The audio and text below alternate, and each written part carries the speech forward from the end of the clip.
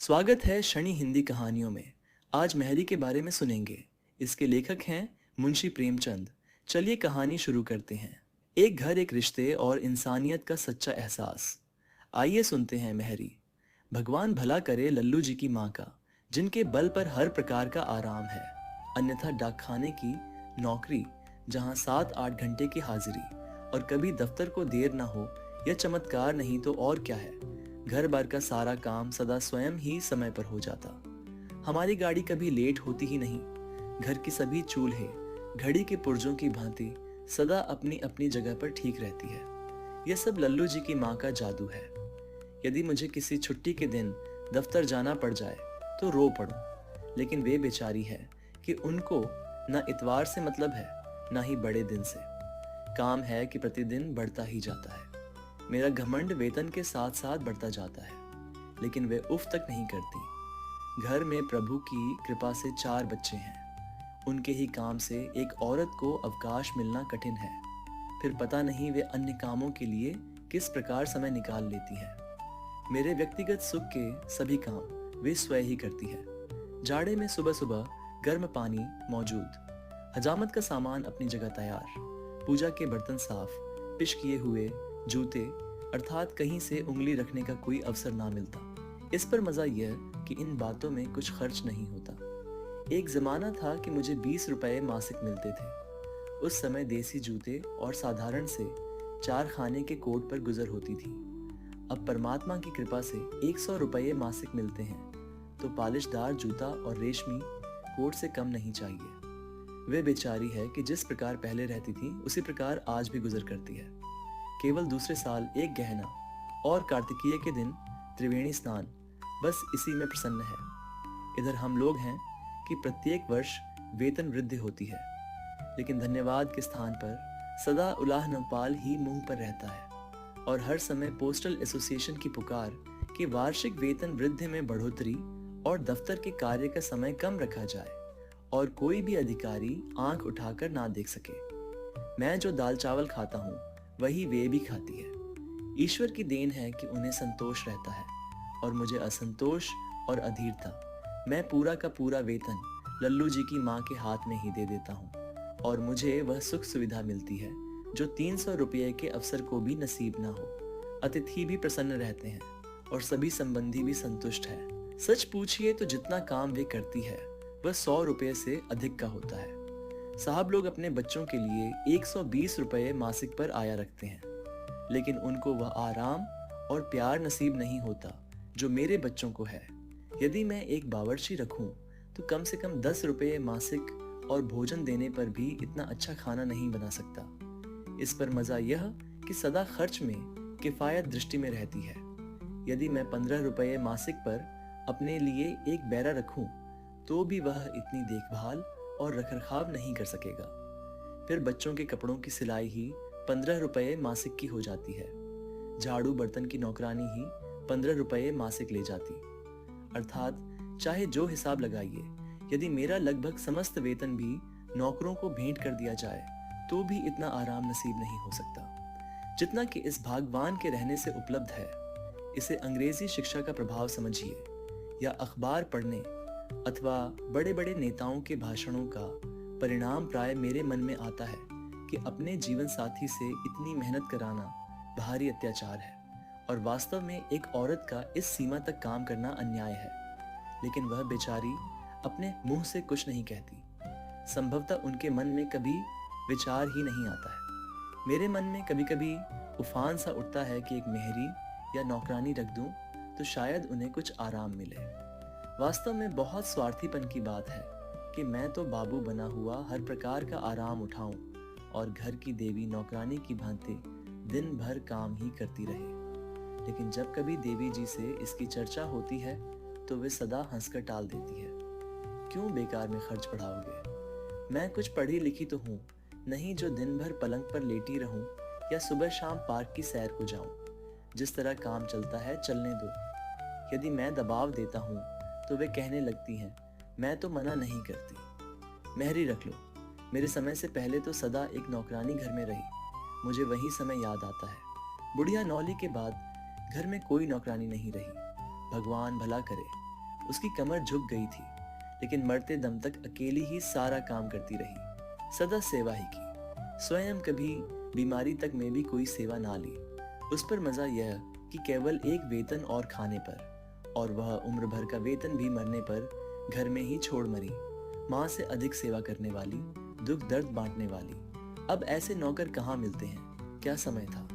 अत्यल्प वेतनों पर भी लोग संपन्न थे। इसके प्रतिकूल आजकल वह समय है कि आय और व्यय दोनों में वृद्धि, उस पर भी हर समय असंतोष। पहले प्रत्येक वस्तु सस्ती थी, लट्ठा और उत्तम मलमल, 4 आने गज अच्छी मिठाई 5-6 आने से। अब खर्च दोगुना हो गया है, मगर वह बात ढूंढे नहीं मिलती। भगवान करे वह समय एक बार तो पुनः आ जाए, चाहे थोड़े ही समय के लिए हो, लेकिन एक बार तो टके सिर भाजी और टके सिर खा जा बिक जाए। 4, अब मैंने किसी आवश्यकता के कारण नहीं और ना किसी के कहने पर, बल्कि अपनी इच्छा से, फैशन की दृष्टि से एक मेहरी रखने का संकल्प कर लिया। लेकिन यह संकल्प रास नहीं आया। हर बार नई मुसीबतों से दो चार होना पड़ा, और आराम तो एक और चिंता ही चिंता रही। प्रतिदिन बर्तनों और कपड़ों का गुम होना आरंभ हुआ। खर्चे अत्यधिक बढ़ गए। यदि पहले 10 से 15 के घी में काम चल जाता था, तो अब 25 का लगने लगा। नौकरानी है कि हर समय अपने पिछले स्वामी की बढ़ाई का गीत गाती रहती है। वहां यह होता था, वह होता था। इस प्रकार घी पतनालों में बहाया जाता था। दूध से बर्तन धुलते थे। यह मिलता था, वह मिलता था, अर्थात आराम कम और खर्च अधिक हो गया। हर समय की बकझक ऊपर से। 5 पहली नौकरानी जो मिली, उसकी अवस्था 20 से 22 वर्ष की रही होगी। आप उसे रूपसी नहीं कह सकते हैं, लेकिन शिष्ट अवश्य थी, और उसकी आंखों में एक प्रकार की चमक भी थी। यद्यपि कोई विशेष बात नहीं हुई, लेकिन देवी जी को शिकायत ही रही।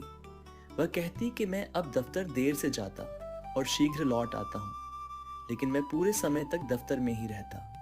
डाक खाने की नौकरी में देरी और जल्दी कैसी। दूसरी शिकायत यह हुई कि मैं जमुना नौकरानी का नाम की ओर बहुत देखता हूँ। हर समय उसी से बातें करता रहता हूँ, लेकिन मुझे कोई असामान्य बात नहीं लगी। लेकिन जब शिकायत बढ़ते बढ़ते कष्ट और शोक तक जा पहुंची, तो मैंने अंततः उसे नौकरी से निकाल दिया। इसके पश्चात मैंने ढूंढकर एक बुढ़िया रखी, ताकि घर में किसी प्रकार का संदेह उत्पन्न न हो और आवश्यकता भी पूरी हो जाए। लेकिन यह प्रयोग भी असफल रहा। बुढ़िया से ना तो पानी से भरा कोई बर्तन ही उठता है, न पलंग ही उठा सकती है। वह तो हड्डियों और खाल का एक थैला भर थी, और सच पूछिए तो उसे स्वयं ही एक सेवक की आवश्यकता थी। बहरहाल लल्लू जी की माँ को उससे कोई आराम नहीं मिला। उन्हें पहले जितना काम करना पड़ता था, अब भी उतना ही करना पड़ता था। लेकिन बीच में मैं बेवकूफ बना। संक्षेप में यह कि अंततः उसे भी नौकरी से निकाल दिया, और अब एक मध्यम आयु वाली की खोज आरंभ हुई। सर्विस सीकिंग एजेंसी के माध्यम से एक 40 वर्षीय नौकरानी की खोज हुई। उससे पहले अनेक सेविकाएं आईं और चली गईं। कोई काम का विवरण पूछती और काम बताया जाता, तो ये कहती हुई उल्टे पांवों चली जाती कि काम तो 2 नौकरों का है और वेतन एक का भी नहीं। इस पर जब दूसरी मेहरी आई, तो मैंने कहा कि काम तो कुछ नहीं है, केवल पलंग बिछाकर पड़े रहना होगा। वह भी चली गई। विचित्र दशा है। यदि काम लेता हूँ तो नौकर नहीं रहता। यदि कहता हूँ कि कोई काम नहीं, तो भी कोई परिणाम नहीं निकलता। खैर, हफ्ते पिछवाड़े की खोज के पश्चात एक और मिली कि जिस पर ना किसी प्रकार के संदेह हो सकते थे, और जो कामचोर भी नहीं थी। हर प्रकार से अपनी बुद्धि से भली प्रकार सोच विचार कर उसे नौकर रखा। थोड़े समय में पता चला कि यह औरत जब चाहती अच्छा काम करती, और जब ना चाहती तो कुछ ना करती। ऊपर से यह कि जब जी में आता धृष्टता का व्यवहार करती। एक दिन की घटना सुनिए। देवी जी ने थाली में मिट्टी और मिट्टी में पंजे का निशान देखा, तो उससे पूछा, चंपा, यह थाली तो बहुत मैली है। चंपा बोली, यह तो साफ पंजे और उंगलियों के निशान है। मैं ही क्या सभी देख सकते हैं, मगर यह मेरी नहीं है। हुमा, ये मेरी बड़ी लड़की का नाम है कि होंगी। लड़के तो इस घर में मिट्टी से खेला ही करते हैं। देवी, अरे चंपा, क्यों इतना झूठ बोलती है? लड़की की इतनी बड़ी उंगलियां कहाँ बेकार बातें बनाती है और बच्चों को बदनाम करती है। चंपा, मैं तो बात बनाती हूँ, मगर झूठ तो तुम ही बोला करती हो। देवी, जबान संभाल कर बात कर। ये महीना पूरा हो ले तो हम तुझे बर्खास्त कर देंगे। चंपा, तुम क्या बर्खास्त करोगी? मैं खुद ही थोड़े दिनों में नौकरी छोड़ने वाली हूँ। केवल अपना सुबता देख रही थी। मेरा आदमी हैरान है कि मैं इतने दिनों यहाँ कैसे रही। वे तो शुरू से ही इस घर के खिलाफ थे। यहाँ किसी नौकर का गुजारा हो ही नहीं सकता। सब चीज़ों पर ताले और मोहरें लगी है। सूखी तनख्वाह ही तनख्वाह है। ये बात तो साफ है कि यहाँ कभी कोई नौकर नहीं रहा है। जब मैं शाम को दफ्तर से आया तो मुझे ये बात पता चली। मैंने ये कहकर टाल दिया कि तुमको नौकर नहीं रखना है तो निकाल दो, जो मैंने लल्लू जी की माँ के साथ किया। उस अन्याय पर मुझे बाद में बहुत पश्चाताप हुआ। खैर, उस समय तो यह बात आई गई हो गई और मैंने चंपा को समझा दिया और फिर कुछ दिनों तक काम चलता रहा। एक दिन की बात सुनिए। देवी जी ने 10 बार चंपा चंपा पुकारा। वो नीचे थी लेकिन बोली नहीं। चंपा सुनती है लेकिन बोलती नहीं। तब देवी जी नीचे आई और उससे कहा, तुझे 50 आवाजें दी, तूने जवाब ना दिया। चंपा, अरे बीवी रहने दो, क्यों झूठ बोलती हो? तुमने 10 बार ही तो पुकारा और 50 बार कहती हो। तुमने ही तो कहा था कि महीना बंद हो जाए तो हम निकाल देंगे, और आज पहली तारीख है। अब मैं क्यों बोलूं? देवी जी गुस्से से आग होकर चली आई। चंपा उत्तर देने में बिजली। बेचारी पर्दे में रहने वाली देवी जी चुप होकर मेरे कारण गुस्सा भी जाती और मुझसे कुछ न कहती। मेरा कमरा भली प्रकार साफ ना होता, और यदि वे कुछ कहती तो वह कहती कि कौन बड़ा साफ कमरा है। एक दिन चंपा ने चीनी मिट्टी के गुलदान तोड़ डाले।